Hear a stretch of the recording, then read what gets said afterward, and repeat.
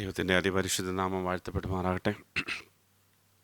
കർത്താവ് പിന്നെയും നമുക്കൊരവസരം കൂടെ തന്നല്ലോ. അതിനായിട്ട് നന്ദിയോടെ ദൈവത്തിന് സ്തോത്രം ചെയ്യുന്നു. കഴിഞ്ഞ വെള്ളിയാഴ്ച നമ്മൾ ഒരു മർമ്മത്തെക്കുറിച്ച് സംസാരിക്കുകയുണ്ടായി. ദൈവഭക്തിയുടെ മർമ്മത്തെക്കുറിച്ച് നമ്മൾ സംസാരിക്കുകയുണ്ടായി. ഇന്ന് അതേപോലെ തന്നെ വേറൊരു മർമ്മത്തെക്കുറിച്ച് നമുക്ക് ചിന്തിക്കുവാനായിട്ട് നമുക്ക് സമയമെടുക്കാം. 1, 2, 3 കാര്യങ്ങൾ വേഗം ചുരുക്കമായിട്ട് നമുക്ക് ചിന്തിക്കാം. ഇതെന്തിനാണ് നമുക്ക് ചിലപ്പോൾ നമ്മൾ ചിന്തിക്കും, ഇതൊന്നും നമുക്കൊരു ഡെയിലി നമ്മളുടെ ജീവിതത്തിൽ ആപ്ലിക്കബിൾ ആയിട്ടുള്ള കാര്യങ്ങളല്ലല്ലോ എന്ന് നമ്മൾ ചിന്തിക്കും. നമുക്കറിയാം നമ്മുടെ ജീവിതത്തിൻ്റെ ക്രിസ്തീയ ജീവിതം എങ്ങോട്ടാണ് പോകുന്നത്, ഏത് ഡയറക്ഷനിലാണ് പോകുന്നത് എന്ന് നമുക്ക് തിരിച്ചറിയണമെങ്കിൽ നമുക്ക് ഈ വക കാര്യങ്ങൾ നമുക്ക് ജീവിതത്തിൽ വൃത്തിയായിട്ട് അറിഞ്ഞെങ്കിലേ പറ്റുള്ളൂ. ഇല്ലെങ്കിൽ നമുക്ക് കാലങ്ങളെ വിവേചിക്കാനായിട്ട് കഴിയില്ല, ദിശകളെ വിവേചിക്കാനായിട്ട് കഴിയില്ല. നമ്മൾ ഇങ്ങനെ പൊക്കൊണ്ടേയിരിക്കും. കഴിഞ്ഞ ദിവസങ്ങളിലൊരു സമയത്ത് ഞങ്ങളുടെ വീട്ടിലെ ഒരു വിവാഹത്തിൻ്റെ ആലോചനകളൊക്കെ കടന്നു വന്ന സമയത്ത്, കുടുംബത്തിൽ ഉണ്ടായ ഒരു ആലോചനയുടെ സമയത്ത് ഏകദേശം 2 പേരും കണ്ട്, ചെറുക്കനും പെണ്ണും രണ്ടുപേരും കണ്ട് ഇഷ്ടപ്പെട്ടു കഴിഞ്ഞതിന് ശേഷം വിവാഹത്തിൻ്റെ ഡേറ്റ് നിശ്ചയിക്കുന്ന സമയം വന്നപ്പോഴത്തേക്കും ചിലർക്ക് ഇച്ചിരി താമസിച്ച് മതി, ചിലരെ സംബന്ധിച്ചിടത്തോളം വേഗം നടത്തണം. അപ്പോൾ ഈ വിവാഹിതരാകാൻ പോകുന്ന ഈ 2 പേരും അവർക്ക് എത്രയും പെട്ടെന്ന് കല്യാണം നടത്തണം. മാതാപിതാക്കളെ സംബന്ധിച്ചിടത്തോളം അല്പം താമസിച്ച് മതി, കാരണം അവർക്ക് അവരുടേതായിട്ടുള്ള പ്രിപ്പറേഷൻ ചെയ്യാനുണ്ട്. പക്ഷേ ഈ കുഞ്ഞുങ്ങളെ സംബന്ധിച്ചിടത്തോളം അവർക്ക് എത്രയും പെട്ടെന്ന് അവർ കരയാനൊക്കെ തുടങ്ങി. അപ്പോൾ എല്ലാവരും ചോദിച്ചൊരു ചോദ്യമുണ്ട്, ഇത്ര മണിക്കൂറുകളിലെ ഈ കാര്യങ്ങളൊക്കെ നമ്മൾ ഡിസ്കസ് ചെയ്തിട്ടായിട്ടുള്ളൂ, ഇവരിത്രമാത്രം അറ്റാച്ച് ആവാനായിട്ട് എന്താണ് കാര്യം? നിങ്ങളൊരു പക്ഷേ നിങ്ങളുടെയൊക്കെ ജീവിതത്തിൽ അതേപോലെയുള്ള സാഹചര്യങ്ങളൊക്കെ വന്നു കാണും. അതുപോലെ നമുക്കൊരു വാക്യം വായിക്കാം. എഫെസ്യർക്ക് ലേഖനം 6-ാം അധ്യായത്തിൻ്റെ 5-ാം അധ്യായത്തിൻ്റെ എഫെസ്യർക്ക് ലേഖനം 5-ാം അധ്യായത്തിൻ്റെ 32-ാമത്തെ വാക്യം. ഈ മർമ്മം വലിയത്, ഞാൻ ക്രിസ്തുവിനെയും സഭയെയും ഉദ്ദേശിച്ചത്രേ പറയുന്നത്. This is a great mystery. I speak concerning the Christ and the church. ക്രിസ്തുവും സഭയെക്കുറിച്ചും പറയുന്ന ഒരു മർമ്മത്തെക്കുറിച്ചാണ് നമ്മൾ ചിന്തിക്കുന്നത്. അപ്പോൾ മർമ്മം എന്ന് പറയുമ്പോൾ തന്നെ നമുക്കത് മനസ്സിലാകും. ഇറ്റ് ഈസ് നോർമലി നമുക്കത് അണ്ടർസ്റ്റാൻഡ് ചെയ്യാൻ പാടാണ്. ഞാൻ പറഞ്ഞല്ലോ, മുമ്പിലത്തെ ആ ഒരു എക്സാമ്പിൾ ഞാൻ പറഞ്ഞു, നോർമലി നമുക്കത് അണ്ടർസ്റ്റാൻഡ് ചെയ്യാൻ പാടാണ്. 2 വിഭിന്നമായ കുടുംബത്തിൽ വളർന്നു വന്ന, 2 പശ്ചാത്തലത്തിൽ വളർന്നു വന്ന 2 പേര് അടുത്തു വരുന്നു. ആ അടുത്തു വന്നതിന് ശേഷം, അവർ വിവാഹം കഴിഞ്ഞതിന് ശേഷം പെട്ടെന്ന് അവർ കാര്യങ്ങൾ അഡ്രസ്സ് ചെയ്യുന്നത് വേറെ രീതിയിലാണ്. അന്ന് വരെ കഴിഞ്ഞ 20 വർഷം അല്ലെങ്കിൽ 25 വർഷക്കാലമൊക്കെ വളർത്തിക്കൊണ്ട് വന്ന പേരൻസിനെ അവർ അപ്പുറത്ത് നിർത്തിക്കൊണ്ട് ഇവർ 2 പേരും ഒരു കുടുംബമായിട്ട്, ഒരു യൂണിറ്റായിട്ട് അങ്ങനെ വേണം. അങ്ങനെ തന്നെ ആവണം. കർത്താവിൻ്റെ വചനം അങ്ങനെ തന്നെയാണ് പറയുന്നത്. അവർ ഒന്നിച്ച് നിന്ന് കാര്യങ്ങൾ ചെയ്യുന്നത് കാണുമ്പോൾ നമ്മളും ചിന്തിക്കും, ഇതെന്താടാ ഇങ്ങനെ? നമ്മളൊക്കെ അതിനകത്ത് ഭാഗമൊക്കെ ആയിട്ടുണ്ട്, ഇതൊക്കെ നമ്മൾ കണ്ടിട്ടുണ്ട്.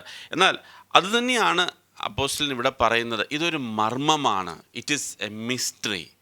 അതുപോലെയാണ് അപ്പോസ്തലൻ പറയുന്നത്, ക്രിസ്തുവും സഭയെക്കുറിച്ചുള്ള ബന്ധത്തിൽ നോക്കുമ്പോഴും അതൊരു മർമ്മമാണ്. അപ്പോൾ ഇവിടെ ആയിരിക്കുന്ന ദൈവത്തിൻ്റെ സഭയെക്കുറിച്ച് പറയുന്ന ആ വാക്യം നമുക്കൊന്ന് വായിക്കാം. 5:22 വാക്യങ്ങൾ വേഗത്തിൽ നമുക്ക് നന്നായിട്ട് അറിയാവുന്ന ഭാഗമാണ്. ഇതൊരു ഫാമിലി മീറ്റിംഗ് അല്ല, എങ്കിലും നമുക്ക് വേഗത്തിൽ ആ വാക്യങ്ങളൊന്ന് വായിക്കാം. 5:22 തൊട്ട് വായിച്ചാട്ടെ. ഭാര്യമാരെ, കർത്താവിന് എന്ന പോലെ സ്വന്തം ഭർത്താക്കന്മാർക്ക് കീഴടങ്ങുവിൻ. ക്രിസ്തു ശരീരത്തിന്റെ രക്ഷിതാവായി സഭയ്ക്ക് തലയാകുന്നത് പോലെ ഭർത്താവ് ഭാര്യയ്ക്ക് തലയാകുന്നു. എന്നാൽ സഭ ക്രിസ്തുവിന് കീഴടങ്ങിയിരിക്കുന്നത് പോലെ ഭാര്യമാരും ഭർത്താക്കന്മാർക്ക് സകലത്തിലും കീഴടങ്ങിയിരിക്കണം. ഭർത്താക്കന്മാരെ, ക്രിസ്തുവും സഭയെ സ്നേഹിച്ചതുപോലെ നിങ്ങളുടെ ഭാര്യമാരെ സ്നേഹിക്കുവിൻ. അവൻ അവളെ വചനത്തോടു കൂടിയ ജലസ്നാനത്താൽ വെടിപ്പാക്കി വിശുദ്ധീകരിക്കേണ്ടതിനും കറ, ചുളുക്കം മുതലായത് ഒന്നുമില്ലാതെ സഭയെ ശുദ്ധയും നിഷ്കളങ്കയുമായി തനിക്ക് തന്നെ തേജസ്സോടെ മുൻനിർത്തേണ്ടതിനും തന്നെത്താൻ അവൾക്ക് വേണ്ടി ഏൽപ്പിച്ചു കൊടുത്തു. അവണ്ണം ഭർത്താക്കന്മാരും തങ്ങളുടെ ഭാര്യമാരെ സ്വന്തം ശരീരങ്ങളെ പോലെ സ്നേഹിക്കേണ്ടതാകുന്നു. ഭാര്യയെ സ്നേഹിക്കുന്നവൻ തന്നെത്താൻ സ്നേഹിക്കുന്നു. ആരും തന്റെ ജഡത്തെ ഒരു നാളും പകച്ചിട്ടില്ലല്ലോ. ക്രിസ്തുവും സഭയെ ചെയ്യുന്നത് പോലെ അതിനെ പോറ്റി പുലർത്തുകയത്രേ ചെയ്യുന്നത്. നാം അവന്റെ ശരീരത്തിന്റെ അവയവങ്ങളല്ലോ. അതു നിമിത്തം ഒരു മനുഷ്യൻ അപ്പനെയും അമ്മയെയും വിട്ട് ഭാര്യയോട് പറ്റിച്ചേരും, ഇരുവരും ഒരു ദേഹമായി തീരും.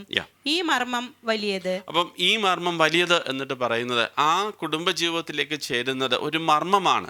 അത് രണ്ടുപേരും വ്യത്യാസമായ പശ്ചാത്തലത്തിൽ നിന്ന് വന്ന ആ വ്യക്തി ജീവിതങ്ങൾ ഒന്നിച്ച് ഒരു ശരീരമായി തീരുന്നത് കാണുമ്പോൾ അവർക്ക് അപ്പോൾ അവിടെ പറയുകയാണ്, യെസ് ഇറ്റ് ഈസ് അമേസിങ്. അതെ, രണ്ട് കുടുംബത്തിൽ വന്ന ഇവരെങ്ങനെയാണ് ഇങ്ങനെ ഒരേപോലെ ആയിത്തീരുന്നെന്നുള്ള ഒരു കാര്യം നമ്മൾ കാണുമ്പോൾ നമ്മുടെയൊക്കെ ജീവിതത്തിൽ നമ്മൾ എക്സ്പീരിയൻസ് ചെയ്ത കാര്യമാണ്. എന്നിട്ട് അപ്പോസ്തലൻ പറയുകയാണ്, ഇങ്ങനെ തന്നെയാണ് ക്രിസ്തുയേശുവിൽ വീണ്ടും ജനിച്ച ഓരോ ദൈവമക്കളെ സംബന്ധിച്ചിടത്തോളം അവർ പറയുന്നത്, അവർ ക്രിസ്തുവിനോടുകൂടെ ചേരുവാനായിട്ട് സ്നാനമെടുത്ത ഓരോരുത്തരെ സംബന്ധിച്ച് അവൻ്റെ സഭയുടെ ഭാഗമായി തീരുകയാണ്. അവൻ്റെ സഭയുടെ ഭാഗമായി തീർക്കുന്ന ആ ശരീരത്തിൻ്റെ തലയായിട്ട് ക്രിസ്തു നിൽക്കുകയാണ്. അപ്പം നമ്മളിവിടെ വായിക്കുന്ന ഭാഗത്തിൽ നമ്മൾ എർത്തലി മാരേജിനെ കമ്പയർ ചെയ്യുമ്പം ചില കാര്യങ്ങൾ അദ്ദേഹം പഠിപ്പിക്കുന്നു. അതിൻ്റെ അപ്പുറത്തായിട്ട് ആത്മീയ ജീവിതത്തിൻ്റെ അതിൻ്റെ തത്തുല്യമായ അങ്ങേപ്പുറത്തെ ഒരു എക്സ്പ്ലനേഷനും അദ്ദേഹം കൊടുക്കുകയാണ്. അപ്പം എർത്തലി മാരേജസിൽ ഉണ്ടാകുന്ന ചില കാര്യത്തെക്കുറിച്ച് 22-ാമത്തെ വാക്യത്തിൽ പറഞ്ഞ അവിടെ ഒരു സബ്മിഷനെ കുറിച്ച് പറഞ്ഞു. Wives be submissive to your husbands. അവിടെ ഒരു സബ്മിഷൻ. കുടുംബജീവിതത്തിൽ എന്തുണ്ട്? കുടുംബജീവിതത്തിൽ ഒരു സബ്മിഷൻ ഉണ്ട്, ഒരു ഓർഡർ ഉണ്ട്.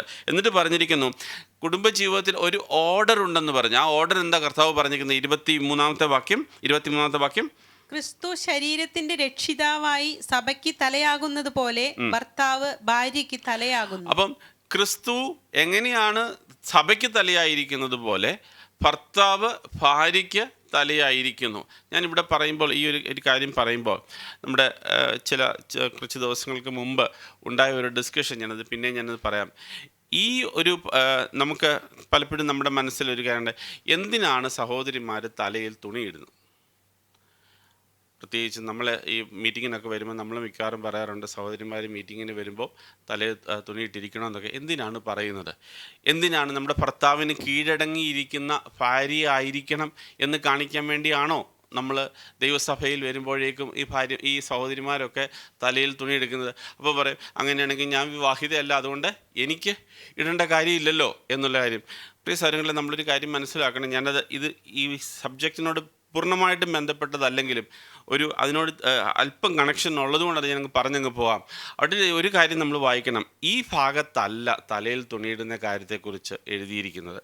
അത് എഴുതിയിരിക്കുന്നത് എവിടെയാണ്? 1 കൊരിന്ത്യർ 11-ാം അധ്യായത്തിൽ. നമ്മൾ സാധാരണഗതിയിൽ നമ്മൾ വായിക്കുന്ന ഒരു അധ്യായമാണ് 11-ാം അധ്യായം. കർത്താവിൻ്റെ മേശയോടുള്ള സംബന്ധിച്ച് വായിക്കുന്ന അധ്യായം 11-ാമത്തെ അധ്യായം. 11-ാമത്തെ അധ്യായത്തിൽ നമ്മൾ കാണുന്ന ആദ്യത്തെ ഭാഗത്താണ് നമ്മൾ ഈ തലയിൽ തുണിയിടുന്ന കാര്യത്തെക്കുറിച്ച് നമ്മൾ പറയുന്നത്. അപ്പോൾ എന്തിനാണ് അവിടെ തലയിൽ തുണിയിടുവാനായിട്ട് പറഞ്ഞിരിക്കുന്നത് എന്നുള്ള വാക്യം വീട്ടിൽ പോയി ഡീറ്റെയിൽ ആയിട്ട് വായിച്ചാൽ മതി. ഇവിടെ പറഞ്ഞിരിക്കുന്ന വേഴ്സ് 3, 3-ാമത്തെ വാക്യം, 4-ാമത്തെ വാക്യം. എന്നാൽ ഏത് പുരുഷന്റെയും തല ക്രിസ്തു, സ്ത്രീയുടെ തല പുരുഷൻ, ക്രിസ്തുവിന്റെ തല ദൈവം എന്ന് നിങ്ങൾ അറിയണമെന്ന് ഞാൻ ആഗ്രഹിക്കുന്നു. അപ്പം ഇവിടെയും ഒരു ഹയറാർക്കി എക്സ്പ്ലെയിൻ ചെയ്യുകയാണ്, ഒരു ഓർഡർ അറേഞ്ച് ചെയ്യുകയാണ്. എന്താണ് ഓർഡറെ കുറിച്ച് പറഞ്ഞിരിക്കുന്നത്? ദൈവം അല്ലെങ്കിൽ പിതാവ്, അത് കഴിഞ്ഞതിന് ശേഷം ക്രിസ്തു കഴിഞ്ഞിട്ട് പിന്നെ വരുന്നത് പുരുഷൻ, അത് കഴിഞ്ഞതിന് ശേഷം പിന്നെ വരുന്നത് സ്ത്രീ. ഈ ഓർഡർ അവിടെ പറഞ്ഞിരിക്കുകയാണ്. അപ്പോൾ ഒന്നുകൂടെ വാക്യം ഒന്ന് വായിച്ചേ.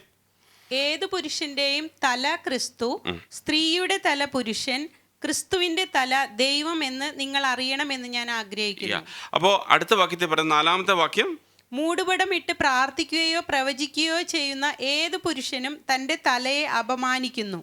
മൂടുപടമില്ലാതെ പ്രാർത്ഥിക്കുകയോ പ്രവചിക്കുകയോ ചെയ്യുന്ന ഏത് സ്ത്രീയും തൻ്റെ തലയെ അപമാനിക്കുന്നു. ഇത് വളരെ കോൺട്രവേഴ്ഷ്യൽ ആയിട്ടുള്ള സബ്ജക്റ്റാണ്. പലരെ സംബന്ധിച്ചിടത്തോളം ദിവസങ്ങളോളം ആർഗ്യൂ ചെയ്യുന്ന ഒരു കാര്യമാണ്. പക്ഷേ നമ്മൾ ദൈവവചനം ശരിക്കും വായിക്കാത്തത് കൊണ്ടാണ് നമ്മൾ പലപ്പോഴും ഈ കാര്യങ്ങൾ കോൺട്രവേഴ്ഷ്യൽ ആയിത്തീരുന്നത്. കാരണം അവിടെ പറഞ്ഞിരിക്കുന്നു, പുരുഷൻ മൂടുപടം ഇട്ട് പ്രാർത്ഥിച്ചാൽ എന്ത് ചെയ്യുന്നു? തൻ്റെ തലയെ അപമാനിക്കുന്നു. ഇനിയും സ്ത്രീ മൂടുപടം ഇട്ടോ ഇടാതെയോ? ഇടാതെ. വാക്യം രണ്ടിനകത്തും, ഒരെണ്ണത്തിനകത്ത് ഇട്ടും രണ്ടാമത്തെ വാക്യം 5-ാമത്തെ വാക്യത്തിൽ എഴുതിയിരിക്കുന്നത്, സ്ത്രീ മൂടുപടം ഇടാതെ പ്രാർത്ഥിക്കുന്നുവെങ്കിൽ അത് അപമാനം ആകുന്നു. ഓക്കെ, എന്തുകൊണ്ടാണ്? ഇനി അതിൻ്റെ റീസണാണ് താഴോട്ട് അദ്ദേഹം തന്നെ പറഞ്ഞിരിക്കുന്നത്. വേഴ്സ് 6, 6-ാമത്തെ വാക്യം. സ്ത്രീ മൂടുപടം ഇടുന്നില്ലെങ്കിൽ മുടി കത്രിച്ചു കളയട്ടെ. കത്രിക്കുന്നതോ ക്ഷൗര്യം ചെയ്യിക്കുന്നതോ സ്ത്രീക്ക് ലജ്ജയെങ്കിൽ മൂടുപടം ഇട്ടുകൊള്ളട്ടെ.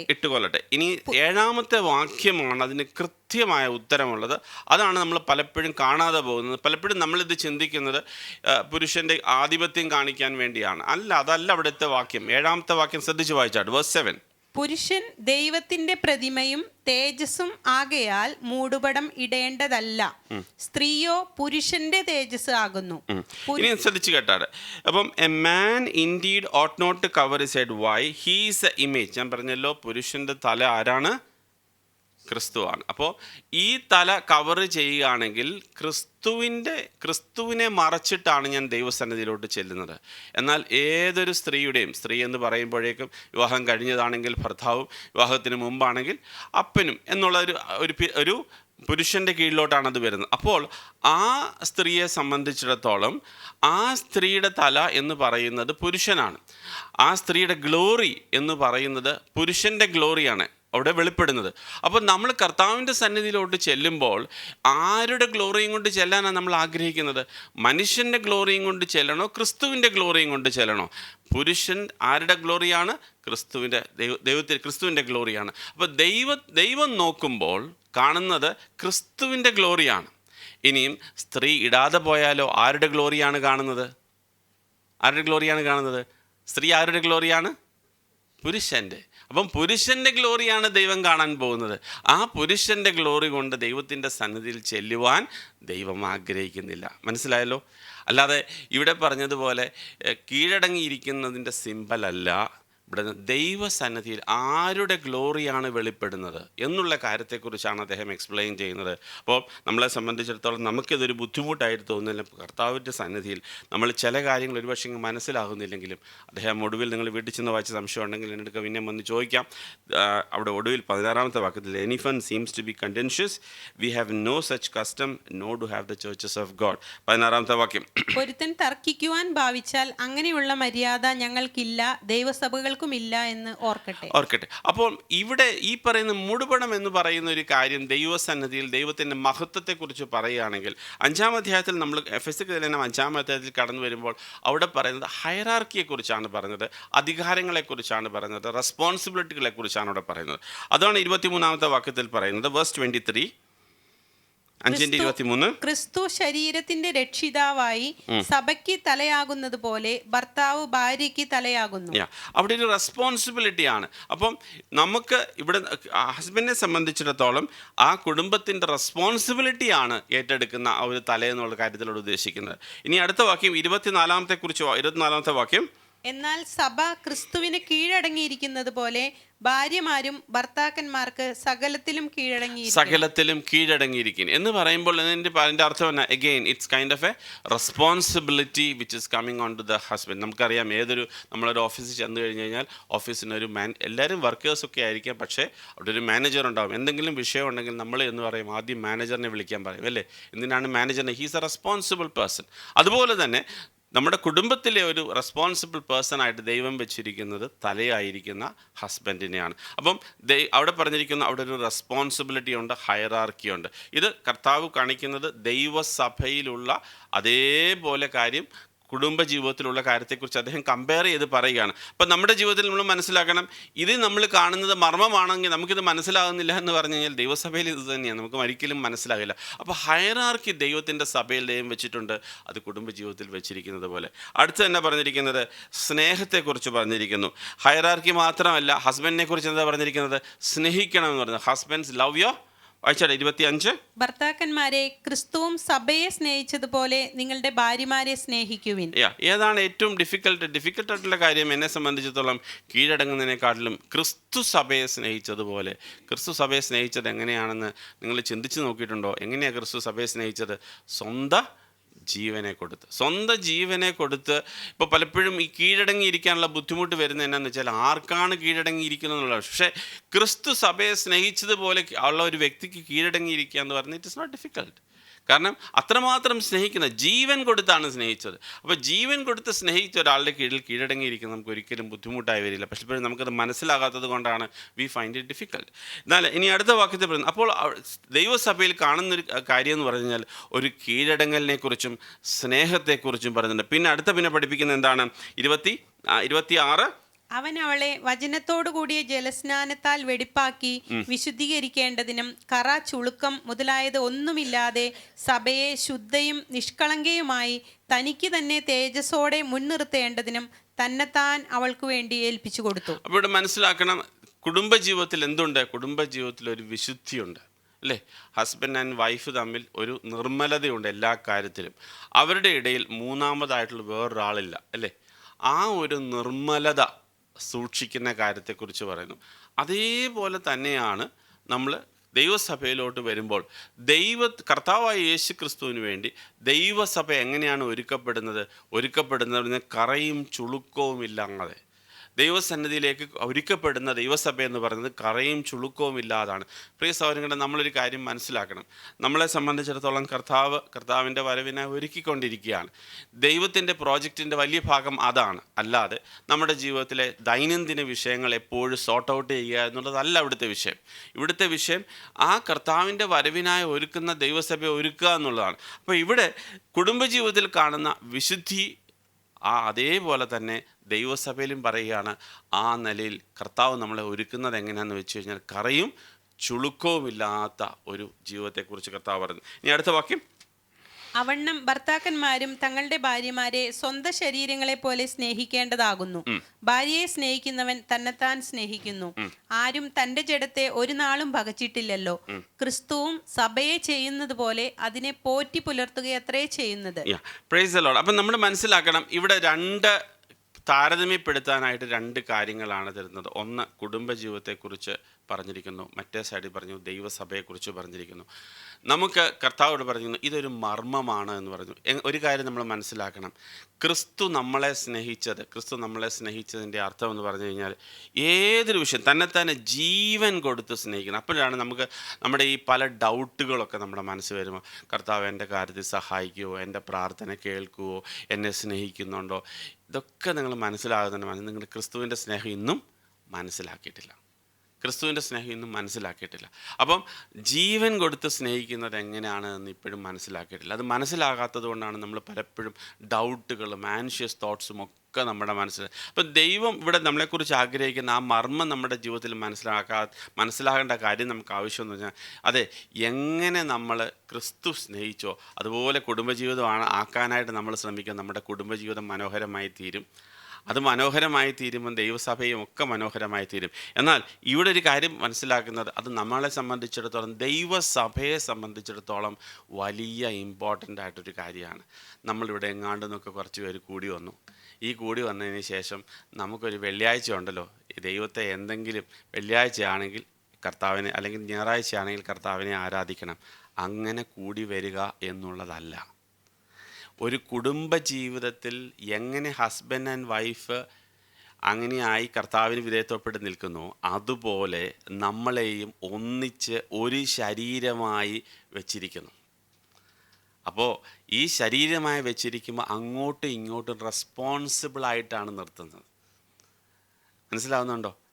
നമ്മൾ എന്തുകൊണ്ടാണ് സഹോദര കണ്ടില്ലല്ലോ, കുഴപ്പമില്ല ബ്രദർ, വന്നാലായി വന്നില്ലേലായി, അങ്ങനെയല്ല. നമ്മുടെ വീട്ടിൽ ഒരു ദിവസം നമ്മുടെ വീട്ടിലുള്ള മകൻ അല്ലെങ്കിൽ ഭാര്യ വന്നില്ലെങ്കിൽ ഭർത്താവ് തിരക്കുകയല്ലേ, അല്ലെ ഭർത്താവ് വന്നില്ലെങ്കിൽ ഭാര്യ തിരക്കുകയല്ലേ? You too always understand every aspect of it. അപ്പം 1 കൊരിന്ത്യരിലൊക്കെ നമ്മൾ ചെല്ലുമ്പോഴത്തേക്കും ആ ശരീരത്തിൻ്റെ അവയവങ്ങളെന്ന് പഠിപ്പിക്കുമ്പോൾ അതുപോലെ നിറ്റ് ടുഗെദറാണ്. നമ്മൾ ചിലരൊക്കെ കാണും, നമ്മുടെ വീടുകളിലൊക്കെ നമ്മൾ ശ്രദ്ധിച്ച് കാണും, എവിടെ പോയാലും വീട്ടിൽ വന്ന് നമ്മുടെ ബെഡ് കിടന്ന് ഉറങ്ങിയാലേ നമുക്ക് ഉറക്കം വരുള്ളൂ. വലിയ ഹോട്ടലിലൊക്കെ നമ്മൾ കിടന്ന് കാണും. പക്ഷേ എന്നാലും നമ്മുടെ വീട്ടിൽ വന്ന് കിടന്ന് ഉറങ്ങുമ്പോഴാണ് അവർ സ്വസ്ഥമായിട്ട് കിടന്ന് ഉറങ്ങാൻ പറ്റുന്നത് എന്നൊക്കെ ചിലർക്ക് സാക്ഷ്യം പറഞ്ഞ് നിങ്ങൾ കേട്ട് കാണുമല്ലോ. ഇത്ര മനോഹരമായ ഫുഡൊക്കെ നമുക്കുണ്ടെങ്കിലും വീട്ടിൽ വന്നിച്ചിരി ചോറ് കഴിക്കുമ്പോൾ അല്ലെങ്കിൽ വീട്ടിൽ വന്നിച്ചിരി ഭക്ഷണം കഴിക്കാൻ നമുക്കൊരു സമാധാനമാകും. അപ്പോൾ അതുപോലെ ദൈവസഭയിലോട്ട് വരുമ്പോൾ ആ ഒരു യൂണിറ്റിയും ആ ഒരു സ്നേഹവും ഒത്തൊരുമയും ഒക്കെ ദൈവസഭയിലോട്ട് വരണം. അപ്പോൾ അതുകൊണ്ടാണ് നമ്മൾ ഈ എല്ലാ വെള്ളിയാഴ്ചയും വന്നിന്ന് ഇങ്ങനെ പ്രസംഗിക്കുന്നത് എന്നാന്ന് വെച്ച് കഴിഞ്ഞാൽ, ഞാൻ പറഞ്ഞല്ലോ, the main aim is not to meet our daily needs. പല മീറ്റിങ്ങൾ അതാണ് ഞാൻ പറഞ്ഞത് എന്തുകൊണ്ടാണ് നമ്മൾ മിസ്റ്ററി മനസ്സിലാക്കുന്നത്. If you go to many of the revivals, their main aim is to meet the daily needs. നിങ്ങളുടെ കടഭാരം മാറണോ, നിങ്ങളുടെ രോഗം മാറണോ, നിങ്ങളുടെ ഓരോ ജീവിതത്തിലെ ആവശ്യങ്ങൾ വേണം, കുഞ്ഞുങ്ങൾക്ക് ജോലി വേണം. The main aim of that meeting is that one.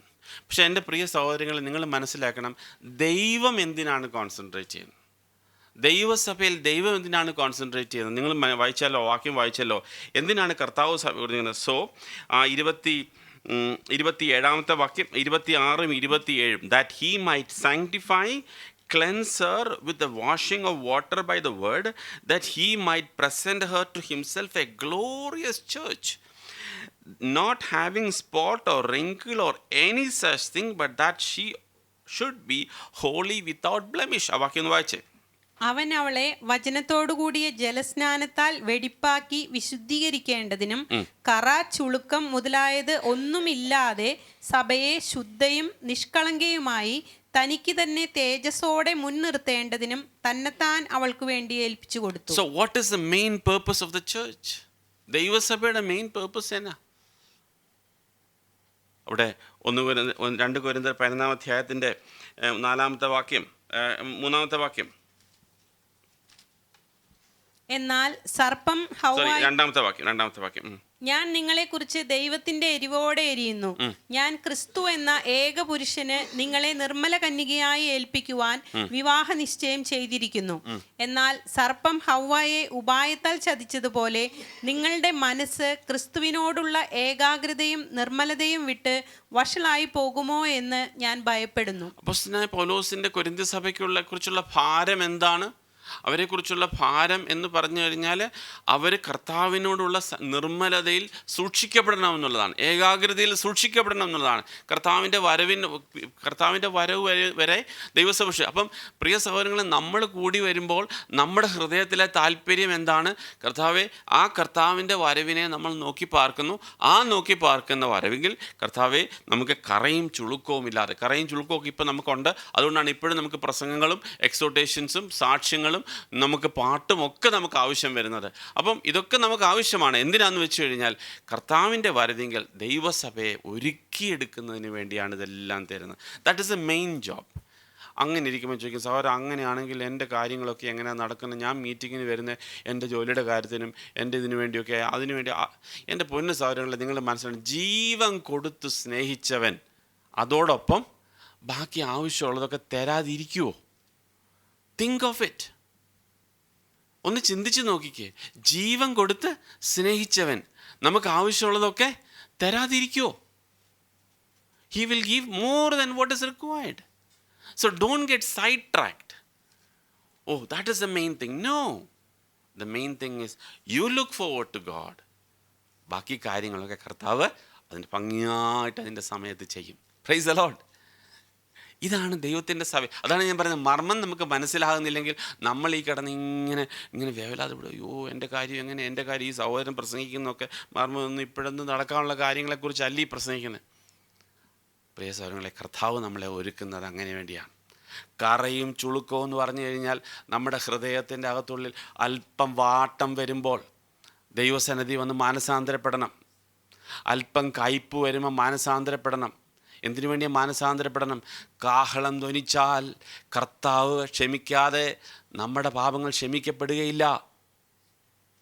നമ്മൾ വിചാരിക്കുന്നത്, നിങ്ങൾ ക്ഷമിച്ചു കൊടുത്താൽ നിങ്ങളോടും ക്ഷമിക്കും, നിങ്ങൾ ക്ഷമിച്ചു കൊടുക്കാഞ്ഞാലോ നിങ്ങളോടും ക്ഷമിക്കുകയില്ല. ദൈവവചനമല്ലേ? അങ്ങനെയാണെങ്കിൽ ഞാൻ ദൈവസന്നിധിയിൽ എത്ര ഭയത്തോടു കൂടെ തന്നെ നടക്കണം. അപ്പം ഞാൻ എൻ്റെ ജീവിതത്തിൽ കർത്താവിൻ്റെ സന്നിധിയിൽ നിർമ്മലതയോട് നടക്കേണ്ടതിൻ്റെ ആവശ്യം കർത്താവ് നമ്മളെ കൽപ്പിക്കുക. അപ്പം നമ്മൾ ഈ മീറ്റിങ്ങിനൊക്കെ വരുമ്പോൾ നമ്മളെ ഓരോരുത്തരും എഴുന്നേറ്റ് ഉത്സാഹിപ്പിക്കുകയും ഒക്കെ ചെയ്യുന്നത് കർത്താവിൻ്റെ വരവിനായി, ആ കൂട്ടായ്മയ്ക്കായി നമ്മളെ ആക്കി വെച്ചിരിക്കുന്നു. ആ കൂട്ടായ്മയുടെ സന്തോഷത്തോടെ നമുക്ക് ആരോടും കൈപ്പോന്നതിൻ്റെ ആവശ്യമില്ല. നമുക്കവരെ സ്നേഹിക്കാനും അവരെ ഉത്സാഹിപ്പിക്കാനും ബലപ്പെടുത്താനും ഒക്കെ ദൈവം നമ്മളെ വിളിച്ചിരിക്കുന്നത്. ബാക്കി കാര്യങ്ങളൊക്കെ ദൈവം നോക്കിക്കൊള്ളും. Praise the Lord. ഹല്ലേലൂയ. നമുക്കത് പറയാനായിട്ടുള്ള സന്തോഷവും ഉത്സാഹവും ഒക്കെ നമ്മുടെ ജീവിതത്തിൽ കാണണം. അല്ലാതെ നമ്മൾ മീറ്റിങ്ങിന് വരുമ്പോഴേക്ക് ഞാൻ എന്തോ പറയാനാ, ഞാനെന്തോ പറയാനോ, എൻ്റെ ജീവിതത്തിൽ ഒന്നും നടക്കുന്നില്ല, ഞാൻ പ്രാർത്ഥിച്ചിട്ടും നടക്കാത്തതിന് ദൈവത്തിനൊരു ഉദ്ദേശം ഉണ്ടാവും. സ്തോത്രം പറ. കർത്താവിനോട്, കർത്താവേ നന്ദി, Lord V thank you, you have A purpose. I don't know what it is, but I really thank you, you have A purpose. Whenever you want to do it. Praise the Lord. Hallelujah. Let me not go out from the subject. അങ്ങനെയാണെങ്കിൽ അതൊരു മർമ്മമാണ് എന്ന് അദ്ദേഹം പറയുന്നു. എന്തിനാണ് കർത്താവ് പറഞ്ഞത്? എന്തിനാണ് ഈ അപ്പോസ്തലൻ എന്ന് പറഞ്ഞത്? കാരണം ഇനി വേറൊരു മർമ്മം അദ്ദേഹം പറഞ്ഞു. കഴിഞ്ഞ ആഴ്ച നമ്മളത് വാക്യം വായിച്ചു, 1 കൊരിന്ത്യർ 15-ാം അധ്യായത്തിൽ. ബിക്കോസ് ഇങ്ങനെ ഒരുക്കപ്പെടുന്ന സഭയെ 1 കൊരിന്ത്യർ 15-ാം അധ്യായത്തിൻ്റെ 51-ാമത്തെ വാക്യം. Behold I tell you a mystery. 51-ാമത്തെ വാക്യം. ഞാനൊരു മർമ്മം നിങ്ങളോട് പറയാം, നാം എല്ലാവരും നിദ്ര കൊള്ളുകയില്ല. എന്നാൽ അന്ത്യകാഹളനാദത്തിങ്കൽ പെട്ടെന്ന് കണ്ണിമയ്ക്കുന്നതിനിടയിൽ നാം എല്ലാവരും രൂപാന്തരപ്പെടും. കാഹളം ധ്വനിക്കും, മരിച്ചവർ അക്ഷയരായി ഉയർക്കുകയും നാം രൂപാന്തരപ്പെടുകയും ചെയ്യും. ഇത് മർമ്മമാകാൻ കാര്യം എന്നാ? കാരണം അങ്ങനെ ഒരു കാര്യം ഭൂമിയിൽ ഇതുവരെ സംഭവിച്ചിട്ടില്ല. അത് എക്സ്പ്ലെയിൻ ചെയ്താൽ ആർക്കോട്ടും മനസ്സിലാകത്തില്ല. കാരണം ഞാൻ ഈ നോഹയുടെ കാര്യം കഴിഞ്ഞ ദിവസങ്ങളിൽ നമ്മൾ ചിന്തിച്ചതുപോലെയുള്ളൂ. അന്ന് വരെ മഴ ഉണ്ടായിട്ടില്ല. അതുകൊണ്ട് അങ്ങനെ ഒരു കാര്യം ഉണ്ടാകുമെന്ന് പറഞ്ഞാൽ ഒരു മനുഷ്യനോട്ട് വിശ്വസിക്കുകയില്ല. എന്നാൽ ദൈവവചനം പറയുന്നു, അടുത്ത മർമ്മം പറയുകയാണ്. അപ്പോൾ ഒരു മർമ്മത്തിൽ അദ്ദേഹം പറഞ്ഞു ദൈവസഭ ഒരുക്കപ്പെടുകയാണ് എന്ന് പറയുമ്പോൾ, അടുത്ത മർമ്മം അദ്ദേഹം പറഞ്ഞു തരികയാണ്, ഇതും ഒരു മർമ്മമാണ്. One day the last trumpet കർത്താവ് വിളിക്കുമ്പോൾ നമുക്ക് എന്തായും? എല്ലാവരും കർത്താവിന് വേണ്ടി ഒരുക്കപ്പെട്ട ദൈവസഭ ഇവിടെ നിന്ന് മാറ്റപ്പെടും. വായിച്ചാട്ടെ. In a moment, at the twinkling of the eye, at the last trumpet. എന്നാൽ അന്ത്യകാഹളനാദത്തിങ്കൽ പെട്ടെന്ന് കണ്ണിമയ്ക്കുന്നതിനിടയിൽ നാം എല്ലാവരും രൂപാന്തരപ്പെടും. കാഹളം ധ്വനിക്കും, മരിച്ചവർ അക്ഷയരായി ഉയർക്കുകയും നാം രൂപാന്തരപ്പെടുകയും ചെയ്യും. Praise God. അങ്ങനെ ഒരു രൂപാന്തരം നടക്കും. അപ്പോൾ അതും ഒരു മിസ്റ്ററി ആയിട്ട് അദ്ദേഹം എഴുതിയിരിക്കുന്നത്. അപ്പോൾ പറഞ്ഞു, ഒരു മിസ്റ്ററിയിൽ അദ്ദേഹം പറഞ്ഞിരിക്കുന്നു ദൈവസഭ താൻ കാന്തയായിട്ട് ഒരുക്കപ്പെടുന്നു എന്ന് പറഞ്ഞിട്ട്, അടുത്ത മിസ്റ്ററി ആയിട്ട് അദ്ദേഹം പറഞ്ഞത് there is going to be a day in which the last trumpet is going to be blown. ആ ലാസ്റ്റ് ട്രംപറ്റിൽ എന്ത് സംഭവിക്കും? ഒരു രൂപാന്തരം സംഭവിച്ച് ദൈവത്തിന് വേണ്ടി ഒരുക്കപ്പെട്ട ദൈവസഭയെ എടുക്കുന്നതായിട്ട്. Price God. അപ്പം കർത്താവ് അതിനുവേണ്ടി നമ്മളെ ഒരുക്കിക്കൊണ്ടിരിക്കുക. അതിനാണ് നമ്മളെ കർത്താവ് കൂട്ടിച്ചേർക്കുന്നത്. എന്തിനാ താമസിക്കുന്നത്? 2 പത്രോസിലൊക്കെ പറയുന്നത് പോലെ കർത്താവ് അല്പം കൂടെ ചിലരോടൊക്കെ മാനസാന്തരപ്പെടാനുണ്ട്, ചിലരോടൊക്കെ കയറാനുണ്ട്. പെട്ടകത്തിനകത്ത് കയറാൻ കുറച്ചുകൂടെ സ്ഥലമുണ്ട്. ദൈവം സഹായിക്കണം. അതിനുവേണ്ടി നമുക്ക് കർത്താവേ അവരുടെ കയറുവാൻ ദൈവമേ ഇടയാക്കണമേ. Price the Lord. അപ്പം ദൈവം ഇന്ന് കാഹളം ധനിക്കുമോ നാളെ കാഹളം ധനിക്കുമോ നമുക്കറിയത്തില്ല. അതുകൊണ്ടാണ് പറയുന്നത് ആ സമയം കർത്താവ് പറഞ്ഞു തന്നിട്ടില്ല. ചില ലക്ഷണങ്ങളൊക്കെ നമുക്ക് പറഞ്ഞു തന്നു. അതിന് കഴിഞ്ഞ ദിവസങ്ങളിൽ നമുക്ക് ചിന്തിച്ചതാണ്. അപ്പോൾ ഇവിടെ പറയുന്നു അതൊരു മർമ്മമാണെന്ന് പറഞ്ഞു. എന്തിനാണ് ഇതും പറഞ്ഞു തന്നത്? Because if you don't realise there is another mystery. വേറൊരു മിസ്റ്ററിയെക്കുറിച്ച് പറഞ്ഞിരിക്കുന്നു. ആ മിസ്റ്ററി എന്താണ്? നിങ്ങൾക്ക് മനസ്സിലായാലും മനസ്സില്ലെങ്കിലും ഈ ഒരുക്കപ്പെടുന്ന ദൈവസഭയ്ക്ക് പാരലായിട്ട് വേറൊരു കൂട്ടത്തെ ഒരുക്കുന്നു. വായിച്ചാട്ടെ. വെളിപ്പാട് പുസ്തകം 17-ാം അധ്യായം. വെളിപ്പാട് പുസ്തകം 17-ാം അധ്യായം 2-3 ഓക്കെ 17 ഒന്നുകൊണ്ട് വായിച്ചു. പിന്നെ 7 കലശമുള്ള 7 ദൂതന്മാരിൽ ഒരുവൻ വന്ന് എന്നോട് സംസാരിച്ചു. വരുക, ഭൂമിയിലെ രാജാക്കന്മാരോട് വേശ്യാവൃത്തി ചെയ്ത് തൻ്റെ വേശ്യാവൃത്തിയുടെ മദ്യത്താൽ ഭൂവാസികളെ മത്തരാക്കിയവളായി പെരുവെള്ളത്തിന്മീതെ ഇരിക്കുന്ന മഹാവേശ്യയുടെ ന്യായവിധി ഞാൻ കാണിച്ചു തരാമെന്ന് പറഞ്ഞു. അവൻ എന്നെ ആത്മാവിൽ മരുഭൂമിയിലേക്ക് കൊണ്ടുപോയി. അപ്പോൾ 7 തലയും 10 കൊമ്പുമുള്ളതായി ദൂഷണനാമങ്ങൾ നിറഞ്ഞ് കടും ചുവപ്പുള്ളൊരു മൃഗത്തിന്മേൽ ഒരു സ്ത്രീ ഇരിക്കുന്നത് ഞാൻ കണ്ടു. ആ സ്ത്രീ ധൂമ്രവർണ്ണവും കടും ചുവപ്പ് നിറവുമുള്ള വസ്ത്രം ധരിച്ച് പൊന്നും രത്നവും മുത്തും അണിഞ്ഞവളായി തൻ്റെ വേശ്യാവൃത്തിയുടെ മ്ലേച്ഛതയും അശുദ്ധിയും നിറഞ്ഞ സ്വർണ്ണപാനപാത്രം കയ്യിൽ പിടിച്ചിരുന്നു. മർമ്മം, മഹതിയാം ബാബിലോൺ, വേശ്യമാരുടെയും മ്ലേച്ഛതകളുടെയും മാതാവ് എന്നൊരു പേര് അവളുടെ നെറ്റിയിൽ എഴുതിയിട്ടുണ്ട്. വിശുദ്ധന്മാരുടെ രക്തവും യേശുവിന്റെ സാക്ഷികളുടെ രക്തവും കുടിച്ച് സ്ത്രീ മത്തയായിരിക്കുന്നത് ഞാൻ കണ്ടു. അവളെ കണ്ടിട്ട് അത്യന്തം ആശ്ചര്യപ്പെട്ടു. പറഞ്ഞിരിക്കുന്നു യോഹന്നാൻ വളരെ ആശ്ചര്യപ്പെട്ടു ഈ ചിത്രം കണ്ടിട്ട്. ഈ അതിഭീകരമായ ഈ ചിത്രം കണ്ടിട്ട് യോഹന്നാൻ ആശ്ചര്യപ്പെട്ടു. ഒരു ബീസ്റ്റ്, ആ ബീസ്റ്റിൻ്റെ മേളിൽ ഒരു സ്ത്രീ ഇരിക്കുന്നു. ആ സ്ത്രീയെക്കുറിച്ചാണ് എക്സ്പ്ലെയിൻ ചെയ്ത കാര്യത്തെക്കുറിച്ചാണ്. എന്നിട്ട് അവിടെ on her forehead a name is written.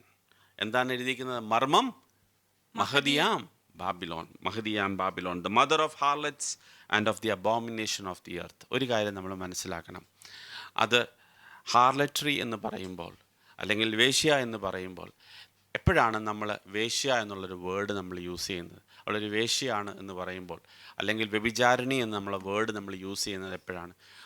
ഒരാളുമായിട്ട് ദൈവസന്നിധിയിൽ നമ്മൾ നല്ല രീതിയിൽ വിവാഹത്തിൽ വന്നതിന് ശേഷം വേറൊരു ആളുടെ കൂടെ പോകുന്നതിനാണ് നമുക്ക് വേശ്യാവൃത്തി എന്ന് പറയുന്നത്. അപ്പോൾ ഇവിടെ കണ്ടോണം, ആ വ്യക്തിയുടെ ക്വാളിഫിക്കേഷൻ എന്ന് പറയുന്നത് അദ്ദേഹം ആ സ്ത്രീ ഒരു വേശ്യയാണ് എന്ന് പറയുന്നത്.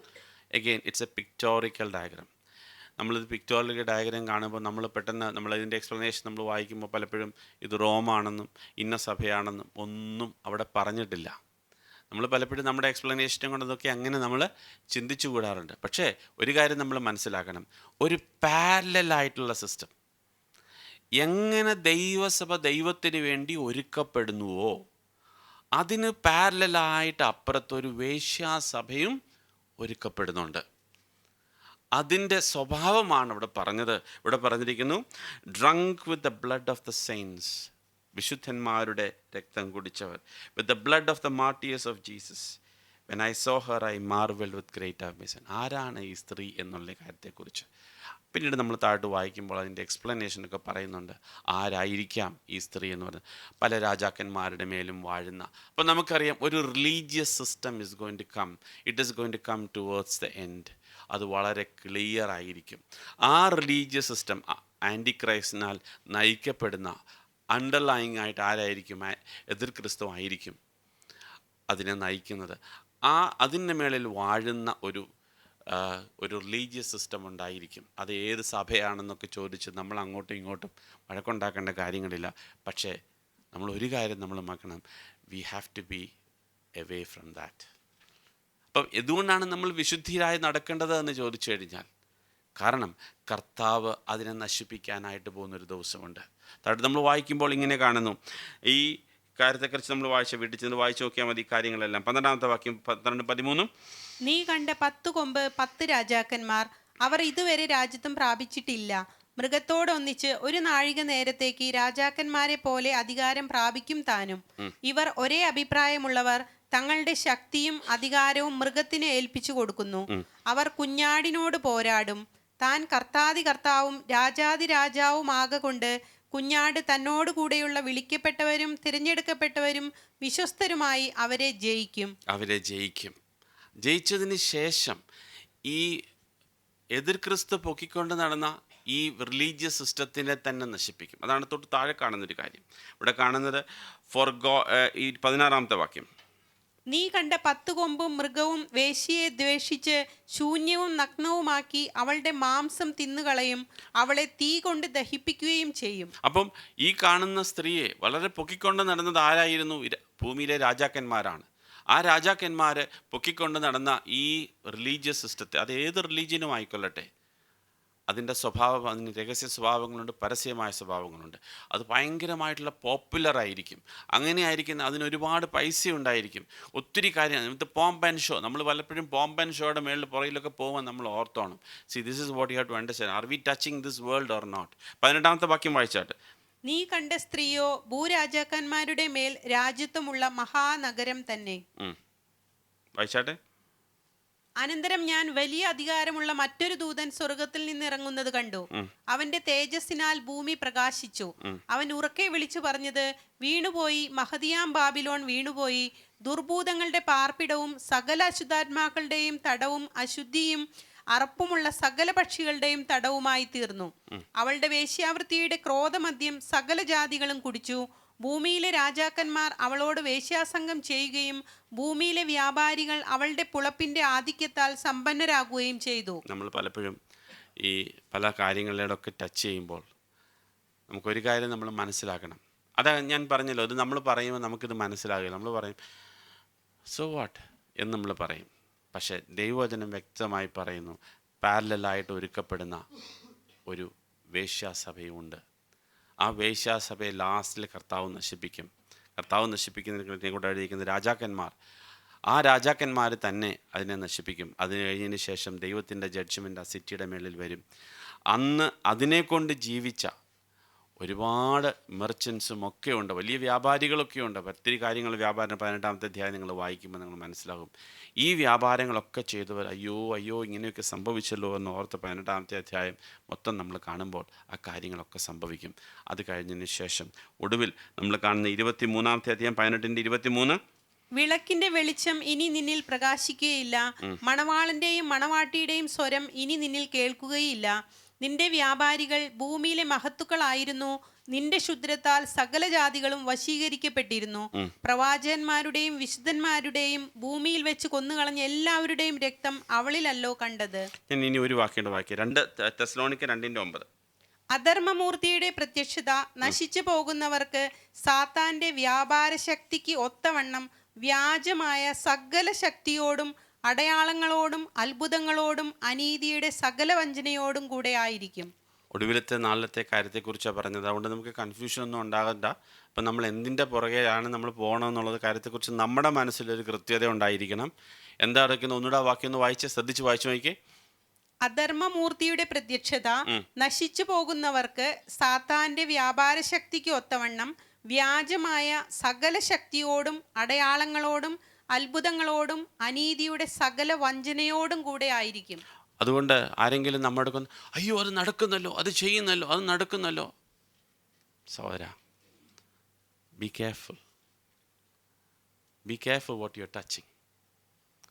Check where is it coming from.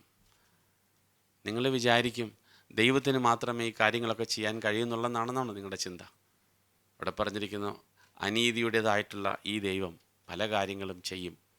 അവിടെ പറഞ്ഞിരിക്കുന്നു അനീതിയുടെ വ്യാപാര ശക്തി, according to the working of Satan with all power signs and lying wonders. അത് കാണുമ്പോൾ നമ്മൾ അത്ഭുതം അടയാളം എന്ന് പറയും. നമ്മൾ അതിന് മുമ്പ് ചെന്ന് ഇവിടെയാണ് ദൈവസാന്നിധ്യം ഉള്ളത്. പ്രിയ സഹോദരങ്ങളെ, നമുക്ക് തിരിച്ചറിയുവാനുള്ള കഴിവ് അന്തിമ കാലഘട്ടങ്ങളിൽ നമുക്കുണ്ടായിരിക്കണം. അപ്പം നമ്മളെ തന്നെ നോക്കണം, എവിടോട്ടാണ് ഞാൻ ഏതായാലും ഈ പറയുന്നത് നമുക്ക് കൃത്യമായിട്ട് അറിയത്തില്ലെങ്കിൽ, ദിശ അറിയത്തില്ലെങ്കിൽ നമ്മളാകെ കറങ്ങിപ്പോകും ഒടുക്കലത്തെ നാടിൽ. അപ്പം അതിൽ തൊട്ട് നമ്മളൊന്നുകൂടെ ഒന്ന് വേഗം ചിന്തിച്ച് നോക്കിയേ. കർത്താവ് പറയുന്നൊരു വാക്യത്തിലൂടെ പറയുന്നത് ഇങ്ങനെയാണ്: കർത്താവിൻ്റെ സഭ കർത്താവിന് വേണ്ടി ഒരുക്കപ്പെടുന്നു. ആ ഒരുക്കപ്പെടുന്നത് വിശുദ്ധിയോടും വേർപാടോടും ദൈവത്തിന് കറയും ചുളുക്കവും ഇല്ലാതെ കർത്താവ് കൂട്ടിക്കൊണ്ടുപോകും. അതാണ് ദൈവത്തിൻ്റെ സഭയിൽ ചെയ്യുന്ന ഓരോ പ്രവൃത്തികളും, നമ്മൾ ചെയ്യുന്ന ഓരോ കാര്യങ്ങളും അതിനു വേണ്ടിയുള്ള. എന്തിനു വേണ്ടിയാണ്? കാരണം അന്തിമ കാഹളത്തിൽ കർത്താവ് വരും. കർത്താവ് വന്ന് കർത്താവിൻ്റെ സഭയെ കൂട്ടിക്കൊണ്ടുപോകും. Price the Lord. അന്ന് കൂട്ടിക്കൊണ്ടുപോകുന്ന ദിവസം ഒന്നും ഒരു കൺഫ്യൂഷനില്ല. കർത്താവിൻ്റെ സഭയെ കൂട്ടിക്കൊണ്ടുപോകും. അതൊരു മർമ്മമായിട്ടാണ് അപ്പോസ്തലൻ ചിത്രീകരിച്ചിരിക്കുന്നത്. കാരണം ഇതൊന്നും നമുക്ക് നോർമൽ രീതിയിൽ നമുക്ക് ചിന്തിക്കാൻ കഴിയില്ല. എന്നിട്ട് പിന്നെയും അപ്പോസ്തലനായ യോഹന്നാൻ ദൈവം വെളിപ്പെടുത്തി കൊടുത്ത ഒരു മർമ്മം അദ്ദേഹം അവിടെ പറയുകയാണ്, അതെ ഞാനിത് കാണുന്നത് അതുപോലെ ദൈവസഭയെ മുടിപ്പിക്കുകയും ഒത്തിരി കാര്യങ്ങൾ ചെയ്ത ഒരു സ്ത്രീയെക്കുറിച്ച് പറയുന്നു. അതിനൊരു റിലീജിയസ് കൊണോട്ടേഷൻ ഉണ്ട്. അതുകൊണ്ടാണത് ആ ഒരു വ്യഭിചാരിണി എന്നുള്ളൊരു പിക്ചറിൽ അത് വന്നിരിക്കുന്നത്. ആ റിലീജിയസ് കണക്ഷനുള്ള അതെന്തും ആയിക്കൊള്ളട്ടെ, അത് കടന്നു വന്നു കഴിയുമ്പോൾ, അതിൻ്റെ പൂർണ്ണമായ ശക്തി എതിർ ക്രിസ്തുവിൻ്റെ കയ്യാൽ നടന്നു കഴിയുമ്പോൾ, the day will come, the Lord will overcome. കർത്താവ് അതിനെ ജയിക്കും എന്ന് പറഞ്ഞു. അതിനുശേഷം ബാബിലോണിയ ഇതിനു വേണ്ടി പരിപൂർണമായ ഒരു നാശം 18-ാമത്തെ അധ്യായത്തിൽ നമ്മൾ കാണുന്നു. ആ 18-ാമത്തെ അധ്യായത്തിൽ കഴിഞ്ഞതിന് ശേഷം പിന്നീടാണ് നമ്മൾ ഹല്ലേലൂയ എന്ന് പറഞ്ഞിരിക്കുന്നത്. Verse chapter 19, salvation and glory and honour and power belong to the Lord our God. 19:1 4 പ്രാവശ്യം ഹല്ലേലൂയ പറയുന്ന കാര്യങ്ങളെക്കുറിച്ച് 19-ാമത്തെ അധ്യായത്തിൽ പറയുന്നു. വേഗം വായിച്ചാട്ട വാക്യങ്ങൾ. അനന്തരം ഞാൻ സ്വർഗത്തിൽ വലിയൊരു പുരുഷാരത്തിന്റെ മഹാഘോഷം പോലെ കേട്ടത്, ഹല്ലേലൂയ, രക്ഷയും മഹത്വവും ശക്തിയും നമ്മുടെ ദൈവത്തിനുള്ളത്. വേശ്യാവൃത്തി കൊണ്ട് ഭൂമിയെ വഷളാക്കിയ മഹാവേശ്യയ്ക്ക് അവൻ ശിക്ഷ വിധിച്ചു. തൻ്റെ ദാസന്മാരുടെ രക്തം അവളുടെ കയ്യിൽ നിന്ന് ചോദിച്ച് പ്രതികാരം ചെയ്യുക കൊണ്ട് അവൻ്റെ ന്യായവിധികൾ സത്യവും നീതിയുമുള്ളവ. അവർ പിന്നെയും ഹല്ലേലൂയ, അവളുടെ പുക എന്നേക്കും പൊങ്ങുന്നു എന്ന് പറഞ്ഞു. 24 മൂപ്പന്മാരും 4 ജീവികളും ആമേൻ ഹല്ലേലൂയ എന്ന് പറഞ്ഞ് സിംഹാസനത്തിലിരിക്കുന്ന ദൈവത്തെ വീണു നമസ്കരിച്ചു. നമ്മുടെ ദൈവത്തിന്റെ സകല ദാസന്മാരും ഭക്തന്മാരുമായി ചെറിയവരും വലിയവരുമായുള്ളവരെ അവനെ വാഴ്ത്തുവിൻ എന്ന് പറയുന്ന ഒരു ശബ്ദം സിംഹാസനത്തിൽ നിന്ന് പുറപ്പെട്ടു. അപ്പോൾ വലിയ പുരുഷാരത്തിന്റെ ഘോഷം പോലെയും പെരുവെള്ളത്തിന്റെ ഇരച്ചിൽ പോലെയും തകർത്ത ഇടിമുഴക്കം പോലെയും ഞാൻ കേട്ടത്, ഹല്ലേലൂയ, സർവശക്തിയുള്ള നമ്മുടെ ദൈവമായ കർത്താവ് രാജ്യത്വം ഏറ്റിരിക്കുന്നു. Praise God, praise God. അപ്പം അവിടെയാണ് ഹല്ലേലൂയ എന്നുള്ള വാക്ക് പൂർണ്ണമായിട്ടും ദൈവത്തിനുള്ള മഹത്വം പൂർണ്ണമായിട്ടും വന്നില്ല. The Lord is reigning from there. അതുകൊണ്ട് എന്ത് ചെയ്യണമെന്ന് നമ്മളെക്കൊണ്ട് ഈ അപ്പോസ്തലൻ ആഗ്രഹിക്കുന്നത്, അല്ലെങ്കിൽ ദൈവം ആഗ്രഹിക്കുന്നത് അടുത്ത വാക്യം. അതുകൊണ്ട് എന്ത് ചെയ്യണം? നാം സന്തോഷിച്ച് ഉല്ലസിച്ച് അതുകൊണ്ട് let us be glad, let us be glad and rejoice and give him glory, for the marriage of the lamb has come. കുഞ്ഞാടിന്റെ കല്യാണം വന്നിരിക്കുന്നു. and his wife has made herself ready. എങ്ങനെയാണ് റെഡിയാക്കുന്ന? അടുത്ത വാക്യം, നാം സന്തോഷിച്ച് ഉല്ലസിച്ച് അവന് മഹത്വം കൊടുക്കുക. കുഞ്ഞാടിന്റെ കല്യാണം വന്നുവല്ലോ, അവന്റെ കാന്തയും തന്നെത്താൻ ഒരുക്കിയിരിക്കുന്നു. എങ്ങനെയാ ഒരുക്കുന്ന? അടുത്ത വാക്യം, അവൾക്ക് ശുദ്ധവും ശുഭ്രവുമായ വിശേഷ വസ്ത്രം ധരിക്കുവാൻ കൃപ ലഭിച്ചിരിക്കുന്നു. ആ വിശേഷ വസ്ത്രം വിശുദ്ധന്മാരുടെ നീതി പ്രവർത്തികൾ തന്നെ. Praise God. And അടുത്ത വാക്യം, right, the blessed are those who are called to the marriage supper of the lamb. 9ാമത്തെ വാക്യം, പിന്നെ അവൻ എന്നോട്, കുഞ്ഞാടിന്റെ കല്യാണ സദ്യക്ക് ക്ഷണിക്കപ്പെട്ടവർ ഭാഗ്യവാന്മാർ എന്ന് എഴുതുക എന്ന് പറഞ്ഞു. Praise God. God has called us not for condemnation. God has not called us for to putting us to gain into a problem. God has called us to bless us. നമ്മളെ അനുഗ്രഹിക്കാനായിട്ടാണ് വിളിച്ചിരിക്കുന്നത്. Praise God. പക്ഷേ നമ്മുടെ വിളിയും തിരഞ്ഞെടുപ്പും ഓർക്കണം. എന്തിനു വേണ്ടിയാണ് നമ്മളെ വിളിച്ചത്? കർത്താവിൻ്റെ കാന്തിയായിട്ട് ഒരുക്കപ്പെടാൻ വേണ്ടി. അപ്പം അത് ഒരുക്കുന്നത് ഇൻഡിവിജ്വൽ ആയിട്ടല്ല, ഓരോരോ വ്യക്തികളായിട്ടല്ല, ദൈവസഭയായിട്ടാണ്. നമ്മൾ ഓരോരുത്തർ വ്യക്തി ജീവിതങ്ങളായിട്ട് ഓരോ സഹോദരന്മാരൊക്കെ നല്ല സഹോദരന്മാരാണ്. പക്ഷേ ഒന്നിച്ചു കൊണ്ടുവരുമ്പോൾ ആ സഹോദരൻ എന്നോട് അങ്ങനെ ചെയ്തു, ഈ സഹോദരി എന്നോട് അങ്ങനെ പറഞ്ഞു, ഒന്നിച്ച് വരുമ്പോഴേ ഇത് വരുള്ളൂ. ഒറ്റയ്ക്ക് നിങ്ങൾ റൂമിലിരുന്ന് പ്രാർത്ഥിക്കുമ്പോൾ നിങ്ങൾ നല്ല സഹോദരങ്ങളും, നമ്മളെല്ലാവരും അങ്ങനെയാണ്. പക്ഷേ നമ്മൾ അടുത്ത് വരുമ്പോഴാണ് അറിയുന്നത്, ഇദ്ദേഹവുമായിട്ട് എനിക്ക് ഒക്കാൻ പറ്റത്തില്ല, ഇദ്ദേഹവുമായിട്ട് എന്നെ കൊണ്ട് പറ്റുകയില്ല. എന്നാൽ ദൈവം ഒരു ശരീരമായിട്ട് പണിയപ്പെടുമ്പോൾ, കർത്താവിൻ്റെ ശരീരമാണെന്ന് തിരിച്ചറിഞ്ഞ്, കർത്താവ് എന്നെ സ്നേഹിക്കുന്നു തിരിച്ചറിഞ്ഞ്, ഞാൻ കർത്താവിൻ്റേതാണ്, കർത്താവാണ് എന്നെ വിളിച്ചിരിക്കുന്നത്, കർത്താവാണ്. അവിടെ പറഞ്ഞിരിക്കുന്നു ഈ വിവാഹബന്ധത്തിൻ്റെ മർമ്മത്തെക്കുറിച്ച് ഫെസലേഖനത്തിൽ പറഞ്ഞിരിക്കുമ്പോൾ, the husband provides for the family, അല്ലേ? അങ്ങനെയല്ലേ എഴുതിയിരിക്കുന്ന 5-ാം അധ്യായത്തിൽ ആ വാക്യം ഒന്ന് വായിച്ചേ. ക്രിസ്തുവും സഭയെ ചെയ്യുന്നത് പോലെ അതിനെ പോറ്റി പുലർത്തുന്നു. അങ്ങനെയാണെങ്കിൽ പോറ്റി പുലർത്തേണ്ട റെസ്പോൺസിബിലിറ്റി ഹസ്ബൻഡിന്. അങ്ങനെയാണെങ്കിൽ ദൈവസഭയെ പോറ്റി പുലർത്തുന്നത് കർത്താവാണ്. Praise God. അങ്ങനെയാകുമ്പോൾ നമ്മുടെ ഭയങ്ങളെല്ലാം ആസ്ഥാനത്തല്ലേ. നമ്മളെന്തിനാ ഭയക്കുന്നത്? നമുക്ക് കർത്താവിനോട് പറയാം, കർത്താവെ എന്നെ പോറ്റി പുലർത്തുന്നത് എൻ്റെ കർത്താവാണ്, ദൈവസഭയെ പോറ്റി പുലർത്തുന്നത് എൻ്റെ കർത്താവാണ്. പ്രിയ സഹോദരങ്ങളെ, നമുക്ക് ജയിക്കാവുന്നതിനും അപ്പുറത്താണ് ഈ ലോകത്തിലുള്ളവൻ. പക്ഷേ നമ്മളിലുള്ളവൻ, കഴിഞ്ഞ ആഴ്ച നമ്മൾ വായിച്ച വാക്യം, he who's in us is greater than he that is in the world. അവൻ വലിയവനാണ്, അവൻ വലിയവ ചെയ്തിരിക്കുന്നു, അവനാണ് പറഞ്ഞിരിക്കുന്നത്, അവനാണ് ജയിച്ചിരിക്കുന്നത്, ജയം അവൻ്റേതാണ്. Praise the Lord, praise God. അപ്പം ഈ മർമ്മങ്ങളൊക്കെ പറഞ്ഞു തന്നത് നമ്മളെക്കുറിച്ച് കൺഫ്യൂസ് ചെയ്യിക്കാനായിട്ടല്ല, മറിച്ച് നമ്മുടെ പ്രത്യാശ വർദ്ധിപ്പിക്കാൻ വേണ്ടിയാണ്, നമ്മുടെ ഹൃദയത്തിനകത്തുള്ള ആഗ്രഹം വർദ്ധിപ്പിക്കാൻ വേണ്ടിയാണ്. കർത്താവിന് വേണ്ടി നമ്മൾ ഏകാഗ്രതയോടും നിർമ്മലതയോടും നടക്കേണ്ടതിൻ്റെ ആവശ്യം പിന്നെയും നമ്മളെ ഉത്സാഹിപ്പിക്കേണ്ടതാണ്. എന്തുകൊണ്ടെന്ന് വെച്ചാൽ അനേകർ വന്നിട്ട് പറയും അത്ഭുതം, അടയാളം, അങ്ങനെ അത് വേണ്ടെങ്കിൽ, അത് നമ്മൾ വീടുന്നില്ലെങ്കിൽ അടുത്തത് ലോജിക്കലായിട്ടുള്ള ചില ചോദ്യങ്ങൾ ചോദിച്ചുകൊണ്ട് വരും. എന്തുകൊണ്ട് ഇങ്ങനെ A+B+C = D, then why can't you prove this God is like this? ഒത്തിരി കാര്യങ്ങൾ നിങ്ങളുടെ ജീവിതത്തിലുണ്ടാവും. അപ്പോഴൊക്കെ നമുക്ക് മറുപടി എന്നാണെന്നറിയാമോ? പുസ്തകത്തിൽ രേഖപ്പെടുത്തിയിരിക്കുന്നു. എൻ്റെ കർത്താവ് വാക്ക് പറഞ്ഞാൽ മാറില്ല. ഹല്ലേലൂയ. അവനിതുവരെയും മാറിയിട്ടില്ല, ഇനിയോട്ട് മാറാൻ പോകുന്നുമില്ല. കർത്താവ് വാക്ക് പറഞ്ഞാൽ മാറുകയില്ല. അവനോട് തിരിച്ച് നമുക്ക് സാക്ഷ്യം പറയാനോട് സാക്ഷ്യവചനം ഹേതുവായും, കർത്താവിൻ്റെ സന്നിധി നമുക്ക് പറയാനാണ് കർത്താവിൻ്റെ സാക്ഷ്യവചനം ഹേതുവായ പിശാചിനെ ജയിച്ച കാര്യത്തെക്കുറിച്ച് പറയുമ്പോൾ നമുക്ക് ദൈവസന്നിധിയിൽ കർത്താവെ ഞങ്ങൾ ഉത്സാഹത്തോടുകൂടി നടക്കാൻ ഞങ്ങളെല്ലാവരെയും സഹായിക്കണം. നമ്മളെ സഹായിക്കട്ടെ.